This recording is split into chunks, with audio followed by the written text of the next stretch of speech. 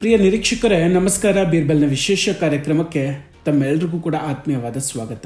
ವೀಕ್ಷಕರೇ, ಅಭಿಜಿತ್ ದೀಪ್ಕೆಯನ್ನ ಹೆಂಗ್ ಓಡಿಸಿದ್ರು ಅಂದ್ರೆ ಹುಚ್ಚು ನಾಯಿ ಹೊಡೆದಂಗೆ ಹೊಡೆದು ಓಡಿಸಿದ್ರು. ಪೊಲೀಸರೇನಾದ್ರೂ ಬರಲಿಲ್ಲ ಅಂದಿದ್ರೆ ಜಿರ್ಲೆಗಳ ಕತೆ ಅಷ್ಟೇ. ಇನ್ನೊಂದು ಸ್ಫೋಟಕ ವಿಷಯ ಏನಂದ್ರೆ ದೀಪ್ಕೆ ಫೋನ್ನಲ್ಲಿ ಸಾವಿರಾರು ಅಶ್ಲೀಲ ವಿಡಿಯೋಗಳಿತ್ತಂತೆ. ಇದೆಲ್ಲದರ ಬಗ್ಗೆ ಈ ವಿಡಿಯೋದಲ್ಲಿ ಡೀಟೇಲ್ ಆಗಿ ಮಾತಾಡ್ತಾ ಹೋಗ್ತೀನಿ. ವಿಡಿಯೋವನ್ನು ಕೊನೆವರೆಗೂ ಮಿಸ್ ಮಾಡದೆ ನೋಡಿ. ಇನ್ನೂ ಕೂಡ ನಮ್ಮ ಬೀರ್ಬಲ್ ಚಾನಲನ್ನು ಸಬ್ಸ್ಕ್ರೈಬ್ ಮಾಡಿಲ್ಲ ಅಂದರೆ ಈ ಕೂಡಲೇ ಸಬ್ಸ್ಕ್ರೈಬ್ ಮಾಡಿ ಹಾಗೂ ಬೆಲ್ ಐಕಾನನ್ನು ಕ್ಲಿಕ್ ಮಾಡಿ. ವೀಕ್ಷಕರೇ, ಅಭಿಜಿತ್ ದೀಪ್ಕೆ, ಸೌರಭ್ ದಾಸ್ ಮತ್ತು ಅಭಿಷೇಕ್ ರಾಂಕಾ ಈ ಮೂರು ಮಂದಿ ತಮ್ಮ ಕಾಕ್ರೋಚ್ ಪಡೆಗಳ ಜೊತೆ ಒಂದು ಗುಪ್ತವಾದ ಸಭೆ ನಡೆಸೋಕೆ ಅಂತ ದೆಹಲಿಗೆ ಬಂದಿದ್ವು. ಕತೆ ಇಲ್ಲಿಂದನೇ ಪ್ರಾರಂಭ ಆಗೋದು ನೋಡಿ. ಮಜಾ ಏನಂದ್ರೆ ಸಭೆ ನಡೆಸೋದಕ್ಕೆ ಬಂದಂತಹ ಜಿರ್ಲೆಗಳಿಗೆ ಇಡೀ ದೆಹಲಿಯ ನಗರದಲ್ಲಿ ಒಂದೇ ಒಂದು ಹೋಟೆಲ್ ಅಥವಾ ಹಾಲ್ ಕೂಡ ಸಿಕ್ಕಿಲ್ವಂತೆ. हम कई जगहों पर गए, किसी ने भी हमें हॉल नहीं दिया. सारे लोग कह रहे थे ऊपर से प्रेशर है. ಸ್ವತಃ ಅಭಿಜಿತ್ ದೀಪ್ಕೆನೆ ಹೇಳೋ ಪ್ರಕಾರ ಅವರಿಗೆ ತಮ್ಮ ವಾಲಂಟಿಯರ್ಗಳೊಂದಿಗೆ ಸಭೆ ನಡೆಸೋದಕ್ಕೆ ಒಂದು ಒಳಾಂಗಣದ ಸ್ಥಳ ಅಂದ್ರೆ ಇಂಡೋರ್ ಸ್ಪೇಸ್ ಅವಶ್ಯಕತೆ ಇತ್ತು. ಆದರೆ ದೆಹಲಿಯ ಯಾವ ಹೋಟೆಲ್ ಮಾಲೀಕರು ಇವರಿಗೆ ಜಾಗ ನೀಡೋದಕ್ಕೆ ಸಿದ್ಧವಾಗಿಲ್ಲಂತೆ. ನಮಗೆ ಹಾಲ್ ನೀಡದಂತೆ ಹೋಟೆಲ್ ಮಾಲೀಕರ ಮೇಲೆ ಯಾರದ್ದೋ ಒತ್ತಡ ಇತ್ತು. ಸೊ ಹಾಲ್ ಕೊಟ್ಟರೆ ಅವ್ರಿಗೆ ತೊಂದರೆ ಆಗುತ್ತೋ ಅನ್ನೋ ಭಯಕ್ಕೆ ಅವರು ನಮಗೆ ಕೊಡಲಿಲ್ಲ ಅಂತ ಹೇಳಿ ಕತೆ ಕೂಡ ಹೇಳ್ತಾನೆ. ಆದರೆ ವೀಕ್ಷಕರೇ, ಅಲ್ಲಿ ವಾಸ್ತವವೇ ಬೇರೆ. ಈ ದೇಶದ ಜನರಿಗೆ ಇವ್ರ ಬಣ್ಣ ಚೆನ್ನಾಗಿ ಗೊತ್ತಾಗಿದೆ. ಎಲ್ಲವೂ ಕೂಡ ಪಬ್ಲಿಸಿಟಿಗಾಗಿ ಮಾಡ್ತಾ ಇರುವಂತಹ ಡ್ರಾಮಾ ಅಷ್ಟೇ. ಹೀಗೆ ಯಾವುದೇ ಹಾಲ್ ಸಿಗದಿದ್ದಾಗ ಏನ್ ಮಾಡಿದ್ರು ಗೊತ್ತಾ? ದೆಹಲಿಯ ಒಂದು ರೆಸಿಡೆನ್ಷಿಯಲ್ ಸೊಸೈಟಿ ಪಾರ್ಕ್ಗೆ ನುಗ್ತಾರೆ. ಸುಮಾರು 70-80 ಜನರನ್ನ ಸೇರಿಸ್ಕೊಂಡು ಸಭೆಯನ್ನ ಪ್ರಾರಂಭ ಮಾಡ್ತಾರೆ. ಜಂತರ್ ಮಂತರ್ನಲ್ಲಿ ಮಾಡಿದಂಥದ್ದು ಸೀಸನ್ 1 ಪ್ರತಿಭಟನೆ. ಎಲ್ಲರೂ ಕೂಡ ಸೀಸನ್ 2 ಯಾವಾಗ ಅಂತ ಕೇಳ್ತಿದ್ದಾರೆ. ಸದ್ಯದಲ್ಲೇ ಸೀಸನ್ 2 ಕೂಡ ಪ್ರಾರಂಭ ಮಾಡ್ತೀವಿ ಅಂತ ಘೋಷಣೆ ಕೂಡ ಮಾಡ್ತಾನೆ. ಆದರೆ ಅಷ್ಟರಲ್ಲಿ ಅಲ್ಲಿನ ಜನ ಅಥವಾ ನಿವಾಸಿಗಳು ಸುಮ್ಮನೆ ಕೂರಲಿಲ್ಲ. ಸ್ವಚ್ಛವಾಗಿದ್ದ ಪಾರ್ಕನ್ನು ಗಬ್ಬೆಬ್ಬಿಸೋದಕ್ಕೆ ಬಂದ ಜಿರ್ಲೆಗಳನ್ನು ನೋಡಿ ಸುಮ್ಮನೆ ಬಿಡ್ತಾರೆ ಯಾರಾದರೂ? ಶಾಂತಿಯುತವಾದ ಪಾರ್ಕ್ನಲ್ಲಿ ಈ ರಾಜಕೀಯ ನಾಟಕ ನಡೆಯೋದನ್ನು ನೋಡಿದ ತಕ್ಷಣ ಜನರೆಲ್ಲರೂ ಒಟ್ಟಾಗ್ತಾರೆ. ಎಲ್ಲರೂ ಇವರನ್ನು ಅಲ್ಲಿಂದ ಓಡಿಸೋದಕ್ಕೆ ಶುರು ಮಾಡ್ತಾರೆ.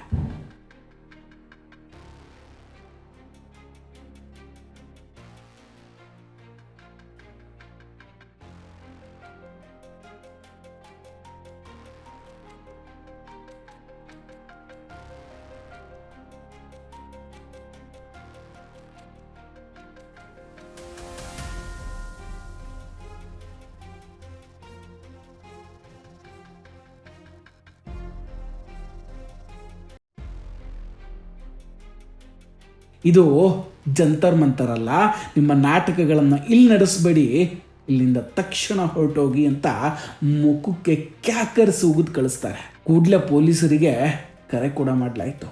ಪೊಲೀಸರು ಸ್ಥಳಕ್ಕೆ ಬಂದ ಕೂಡಲೇ ತೀರಾವೇಶದಿಂದ ಮಾತಾಡ್ತಾ ಇದ್ದಂತಹ ನಾಯಕರು ಅಲ್ಲಿಂದ ಓಡೋದಕ್ಕೆ ಶುರು ಮಾಡಿಕೊಂಡ್ರು. ಒಂದು ವೇಳೆ ಪೊಲೀಸರು ಸಮಯಕ್ಕೆ ಸರಿಯಾಗಿ ಏನಾದರೂ ಬರದೇ ಹೋಗಿದ್ರಂತೂ ಅಲ್ಲಿನ ಸ್ಥಳೀಯ ಜನರೇ ಇವರಿಗೊಂದು ಸರಿಯಾದ ಶಾಸ್ತಿ ಅಂತೂ ಮಾಡ್ತಿದ್ರು. ಮಜಾ ಏನಂದ್ರೆ ಇವರ ವಿಡಿಯೋಗಳನ್ನು ಮಾಡೋದಕ್ಕೆ ಅಂತ ಯೂಟ್ಯೂಬರ್ಗಳು ಮತ್ತು ಕ್ಯಾಮರಾಮನ್ಗಳು ಕೂಡ ಬಂದಿದ್ರು.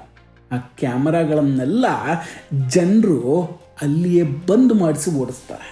ವೀಕ್ಷಕರೇ, ಅಸಲಿಗೆ ಇವರ ಉದ್ದೇಶ ಏನು ಗೊತ್ತಾ? ಜಂತರ್ ಮಂತರ್ ಸೀಸನ್ 2 ಅನ್ನು ಪ್ರಾರಂಭಿಸೋದಂತೆ. ಈ ಸೀಸನ್ 2 ಅಲ್ಲಿ ಇವರ ಬೇಡಿಕೆ ಏನು ಹಾಗಾದ್ರೆ? ಈಗ ಇವರಿಗೆ ಪ್ರಧಾನಮಂತ್ರಿಯವರ ರಾಜೀನಾಮೆ ಬೇಕಂತೆ. ಇವ್ರು ಹೇಳ್ತಾರೆ ಸೀಸನ್ 2 ಶೀಘ್ರದಲ್ಲೇ ಬರಲಿದೆ ಅಂತ. ಆದರೆ ಜನ ಈಗ ಎಚ್ಚೆತ್ತುಕೊಂಡಿದ್ದಾರೆ. ಹಿಂದೆ ನಡೆದಂತಹ ಪ್ರತಿಭಟನೆಗಳಲ್ಲಿ ಹರಡಿದ ಕೊಳಕು ಮತ್ತು ಪೊಲೀಸರ ಮೇಲೆ ನಡೆಸಿದಂತಹ ಕಲ್ಲು ತೂರಾಟವನ್ನ ಇನ್ನೂ ಜನ ಮರ್ತಿಲ್ಲ. ಬಿಜೆಪಿ ಸರ್ಕಾರಕ್ಕೆ ಯಾವುದೋ ರಾಜಕೀಯ ಮುಲಾಜಿರಬಹುದು, ಆದರೆ ದೇಶದ ಕಾನೂನಿಗೆ ಜನರಿಗೆ ಅಂತಹ ಯಾವುದೇ ಮುಲಾಜು ಇಲ್ಲ, ಅನಿವಾರ್ಯತೆಯೂ ಇಲ್ಲ. ಪೊಲೀಸರ ಮೇಲೆ ಕಲ್ಲು ತೂರೋರನ್ನ, ಸಾರ್ವಜನಿಕರ ಆಸ್ತಿಯನ್ನು ನಾಶ ಮಾಡೋರನ್ನ ಸುಮ್ಮನೆ ಬಿಡೋದಕ್ಕೆ ಸಾಧ್ಯವೇ ಇಲ್ಲ. ಅವ್ರ ಮೇಲೆ ದಾಖಲಾದಂತಹ FIRಗಳನ್ನು ವಾಪಸ್ ಪಡೆಯೋದಕ್ಕೂ ಕೂಡ ಆಗೋದಿಲ್ಲ. ವೀಕ್ಷಕರೇ, ಇವರ ಡಬಲ್ ಸ್ಟ್ಯಾಂಡರ್ಡ್ ಹಿಂಗಿದೆ ನೋಡಿ. ನೀಟ್ ಪರೀಕ್ಷೆಯ ಬಗ್ಗೆ ಗಂಟೆಗಟ್ಟಲೆ ಮಾತಾಡುವ ಇವರು ಜಾರ್ಖಂಡ್ನಲ್ಲಿ ನಡೀತಾ ಇರುವಂತಹ ಅನ್ಯಾಯದ ಬಗ್ಗೆ ಮಾತಾಡೋದಕ್ಕೆ ಟೈಮ್ ಇಲ್ಲ. ಜಾರ್ಖಂಡ್ನ ಹೇಮಂತ್ ಸೊರೇನ್ ಸರ್ಕಾರದಿಂದ 24ಕ್ಕೂ ಹೆಚ್ಚು ಪರೀಕ್ಷೆಗಳ ಪೇಪರ್ ಸೋರಿಕೆಯಾಗಿದೆ. ಇದು ಇವ್ರ ಕಣ್ಣಿಗೆ ಕಾಣಿಸೋದಿಲ್ಲ. ಈಗ ಹೇಳ್ತಾರೆ ದೆಹಲಿಯಲ್ಲಿ ಸಭೆ ನಡೆಸೋದಕ್ಕೆ ಹಾಲು ಸಿಗ್ಲಿಲ್ವಂತೆ. ಕಿವಿ ಮೇಲೆ ಚೆನ್ನಾಗಿ ಹೂ ಇಡೋದಕ್ಕಂತೂ ಕಲ್ತಿದ್ದಾರೆ. ಅಲ್ಲ, ದೆಹಲಿಯಲ್ಲಿ ಸಭೆ ನಡೆಸೋದಕ್ಕೆ ಹಾಲು ಸಿಗದೆ ಇದ್ರೆ ಇವರ ಪರಮ ಆಪ್ತ ಅರವಿಂದ್ ಕೇಜ್ರಿವಾಲ್ ಅವರನ್ನು ಕೇಳಿದ್ರೆ ಅವರ ಪಕ್ಷದ ಕಚೇರಿಯಲ್ಲೇ ಸಭೆ ನಡೆಸೋದಕ್ಕೆ ಒಂದು ಜಾಗ ಕೊಡ್ತಿರ್ಲಿಲ್ವಾ ಹಾಗಾದ್ರೆ? ಅಥವಾ ಸಂಜಯ್ ಸಿಂಗ್ ಅವರ ಸಹಾಯ ಕೇಳಬಾರ್ದಿತ್ತ? ಇದೆಲ್ಲ ಬಿಟ್ಬಿಡಿ. ಇವರದ್ದೇ ತಂಡದ ಸದಸ್ಯ ಸೌರಭ್ ದಾಸ್ ಮನೆಗೆ ಹೋಗಿದ್ರೆ ಮುಗೀತಿತ್ತು. 400ರಿಂದ 500 ಜನ ಸಭೆ ನಡೆಸಬಹುದು ಆ ಮನೆಯಲ್ಲಿ. ಅಂತಹ ಮನೆ ಇತ್ತು ಅವನ ಹತ್ರ. ನೋಡಿ, ಇವ್ರಿಗೆ ಬೇಕಿರೋದು ಕೇವಲ ಪಬ್ಲಿಸಿಟಿ ಮತ್ತು ಬೀದಿಯಲ್ಲಿ ನಾಟಕ ಮಾಡೋದು ಮಾತ್ರ. ಈ ಅಭಿಜಿತ್ ದೀಪ್ಕೆ ಮತ್ತು ಸೌರಭ್ ದಾಸ್ ಇದಾರಲ್ಲ, ಇವ್ರ ಆಟಗಳು ಜಾಸ್ತಿ ದಿನ ಅಂತೂ ನಡೆಯೋದಿಲ್ಲ. ಒಂದೊಂದೇ ಸಂಕಷ್ಟಗಳು ಎದುರಾಗ್ತಾ ಇದೆ. ಮುಂದಿರೋದು ಮಾರಿ ಹಬ್ಬ. ಜಂತರ್ ಮಂತರ್ ಪ್ರತಿಭಟನೆಯಲ್ಲಿ ಅಪ್ರಾಪ್ತ ಮಕ್ಕಳನ್ನು ಬಳಸಿಕೊಂಡ ಆರೋಪ ಇವ್ರ ಮೇಲೀಗ ದಾಖಲಾಗಿದೆ.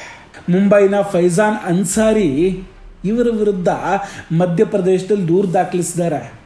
ಪ್ರತಿಭಟನೆಯಲ್ಲಿ 12ರಿಂದ 15 ವರ್ಷದ ಬಾಲಕಿಯರನ್ನು ಕರ್ಕೊಂಡು ಬಂದು ಅವರಿಂದ ಪ್ರಚೋದನಾತ್ಮಕ ಮಾತುಗಳನ್ನು ಆಡಿಸಿದವರು ಯಾರು ಅನ್ನೋದರ ಬಗ್ಗೆ ತನಿಖೆ ನಡೆಯಬೇಕಿದೆ ಅಂತ ಆಗ್ರಹಿಸಿದ್ದಾರೆ. ಸುಪ್ರೀಂ ಕೋರ್ಟ್ನಲ್ಲಿ ಈಗಾಗಲೇ ಈ ಬಗ್ಗೆ ದೂರು ಕೂಡ ಸಲ್ಲಿಕೆಯಾಗಿದೆ. ಮಕ್ಕಳನ್ನು ತಮ್ಮ ರಾಜಕೀಯ ಲಾಭಕ್ಕಾಗಿ ಬಳಸ್ಕೊಳ್ಳೋದು ದೊಡ್ಡ ಅಪರಾಧ. ಈ ಬಗ್ಗೆ ಈಗಾಗಲೇ CCTV ಫುಟೇಜ್ ಮತ್ತು ವಿಡಿಯೋ ಸಾಕ್ಷಿಗಳನ್ನು ಕೂಡ ಪೊಲೀಸರಿಗೆ ನೀಡಲಾಗಿದೆ.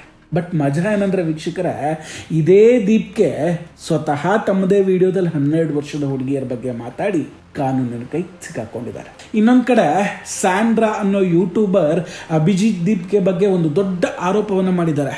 ದೀಪ್ಕೆ ಅಶ್ಲೀಲ ಚಿತ್ರಗಳಿಗೆ ದಾಸನಾದವನಂತೆ. ಅಭಿಜಿತ್ ದೀಪ್ಕೆ ಬೇರೆ ಬೇರೆ ಅಶ್ಲೀಲ ವೆಬ್ಸೈಟ್ಗಳಲ್ಲಿ ತಮ್ಮ ವೈಯಕ್ತಿಕ ವಿವರಗಳನ್ನು ನೀಡಿ ಪೇಯ್ಡ್ ಐಡಿಗಳನ್ನು ಸೃಷ್ಟಿಸಿಕೊಂಡಿದ್ದಾರೆ ಅಂತ ಸಾಮಾಜಿಕ ಮಾಧ್ಯಮಗಳಲ್ಲಿ ಚರ್ಚೆ ಆಗ್ತಿದೆ. ನೆನಪಿರಲಿ ವೀಕ್ಷಕರೇ, ಈತನ CJP ಪಾರ್ಟಿಯಲ್ಲಿ ಕೂಡ ಲೈಂಗಿಕ ಕಿರುಕುಳದ ದೂರುಗಳು ಬಂದಿದ್ವು. ಆದರೆ ಈತ ಅದರ ಕಡೆ ಗಮನ ಹರಿಸಿರಲಿಲ್ಲ. ಒಟ್ಟಿನಲ್ಲಿ ದೀಪ್ಕೆಯ ಒಂದೊಂದೇ ರಹಸ್ಯಗಳು ತೆರೆದುಕೊಳ್ತಾನೆ ಇದ್ದಾವೆ. ಜನರಿಗೂ ಕೂಡ ಈತನ ಬಂಡವಾಳ ಗೊತ್ತಾಗ್ತಾ ಇದೆ ನಿಧಾನಕ್ಕೆ. ಖಂಡಿತ ಸರ್ಕಾರಿ ಅಧಿಕಾರಿಗಳ ಮೇಲೆ ಅಥವಾ ಪೊಲೀಸರ ಮೇಲೆ ಹಲ್ಲೆ ನಡೆಸುವವರನ್ನ ಅಥವಾ ಸಮಾಜದಲ್ಲಿ ಅಶಾಂತಿಯನ್ನ ಹರಡುವ ಇಂಥವರನ್ನ ದೇಶದ ಜನ ಅಂತೂ ಕ್ಷಮಿಸೋದಿಲ್ಲ. ವೀಕ್ಷಕರ, ನೀವೇನಾದರೂ ಇವರನ್ನ ಅಥವಾ ಇಂಥವರನ್ನ ಕ್ಷಮಿಸೋದಕ್ಕೆ ಸಾಧ್ಯ ಇದೆಯಾ? ದಯವಿಟ್ಟು ಕಮೆಂಟ್ ಮಾಡಿ ತಿಳಿಸಿ. ಹಾಗೂ ಈ ವಿಡಿಯೋ ಇಷ್ಟ ಆಗಿದ್ರೆ ಲೈಕ್ ಮಾಡಿ ಹಾಗೂ ಶೇರ್ ಮಾಡಿ. ಇನ್ನೂ ಕೂಡ ನಮ್ಮ ಬೀರ್ಬಲ್ ಚಾನಲನ್ನು ಸಬ್ಸ್ಕ್ರೈಬ್ ಮಾಡಿಲ್ಲ ಅಂದರೆ ಈ ಕೂಡಲೇ ಸಬ್ಸ್ಕ್ರೈಬ್ ಮಾಡಿ ಹಾಗೂ ಬೆಲ್ ಐಕಾನನ್ನು ಕ್ಲಿಕ್ ಮಾಡಿ. ನಮಸ್ಕಾರ, ಟೇಕ್ ಕೇರ್ ಆ್ಯಂಡ್ ಬಾಯ್ ಬಾಯ್. ಮತ್ತೆ ಭೇಟಿಯಾಗೋಣ. ಜೈ ಹಿಂದ್.